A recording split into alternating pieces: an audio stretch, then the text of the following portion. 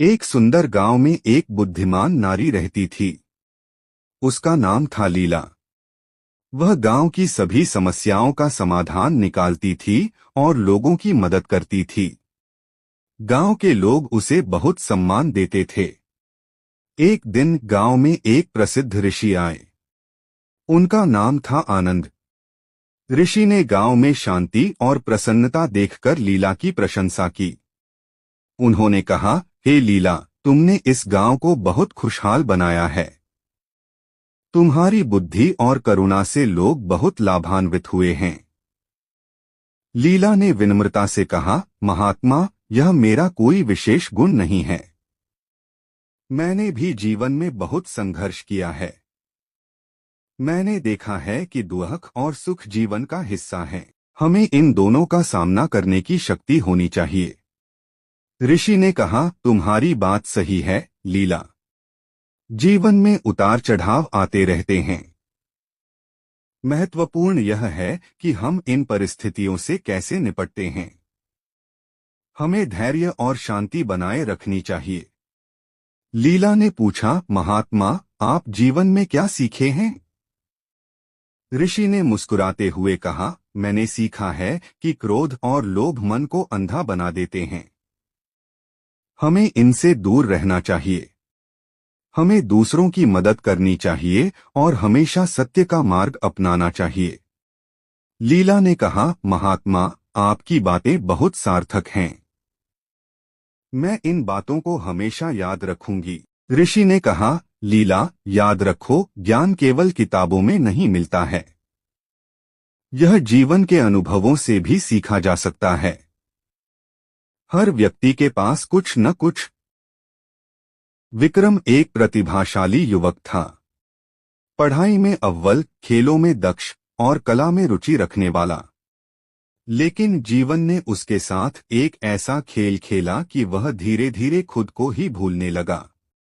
सब कुछ एक दिन में ही बदल गया। एक सड़क दुर्घटना ने उसके माता पिता को छीन लिया।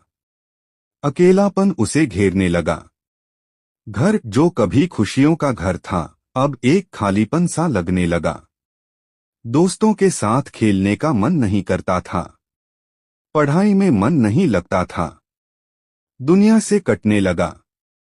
दिन भर अपने कमरे में बंद रहता। खिड़की से बाहर झांकता, लेकिन दुनिया धुंधली सी दिखती।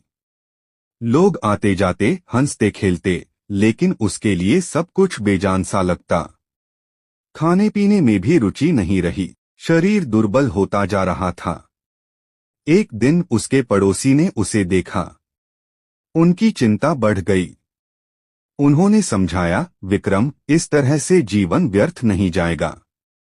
तुम्हारे माता पिता भी यही चाहते होंगे कि तुम खुश रहो। विक्रम ने सिर झुका लिया। उसे पता था कि वह गलत कर रहा है, लेकिन खुद को संभाल नहीं पा रहा था। पड़ोसी ने उसे एक पुस्तकालय में ले गए। वहां किताबों की दुनिया ने उसे एक नया रास्ता दिखाया। उसने साहित्य पढ़ना शुरू किया। कवियों की रचनाओं ने उसके मन को छुआ।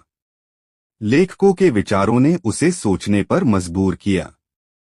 धीरे धीरे उसे जीवन का एक नया अर्थ दिखने लगा। उसने महसूस किया कि वह अकेला नहीं है। दुनिया में भी ऐसे लोग हैं जिन्होंने दुख झेले हैं, लेकिन उन्होंने जीवन से हार नहीं मानी। उन्होंने अपने दुखों को अपनी ताकत बनाया। उसने खुद को साहित्य की दुनिया में खो दिया। लिखना शुरू किया। अपने दुखों को शब्दों में ढालने लगा। धीरे धीरे उसके अंदर एक नई ऊर्जा का संचार हुआ। उसने सोचा, मेरे माता पिता चाहते होंगे कि मैं कुछ करूं। मैं अपने जीवन को सार्थक बनाऊं। उसने एक साहित्यिक संस्था बनाई। युवाओं को लेखन के लिए प्रोत्साहित किया। उनकी प्रतिभा को निखारा।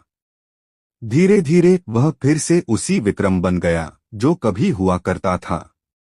खुश, संतुष्ट और जीवन से जुड़ा हुआ। उसने महसूस किया कि दुख ने उसे तोड़ा नहीं, बल्कि मजबूत बनाया।